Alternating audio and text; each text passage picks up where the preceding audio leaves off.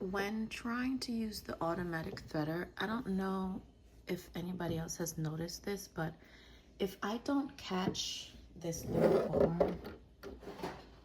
little bar back here, like if my thread is not under here, this part in the front won't work. So I have to make sure that my thread hooks under here and also sits into here. And hopefully, so I hook it in here, right? But I need to make sure that my thread will sit under this bar here also in the back.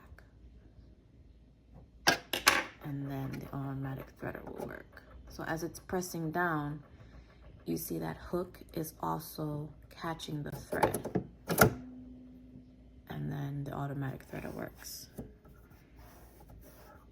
If it's not catching that thread on that hook, so let's say my thread is above that hook, or it's too far away that it can't catch. Like right now, my thread is above the hook. The automatic threader is not gonna work because there's nothing pushing my thread down. So you see that bar? The thread is not underneath it. So if I readjust and come back and make sure that my thread is under that bar, you see it's pulling it down. Now the threader works.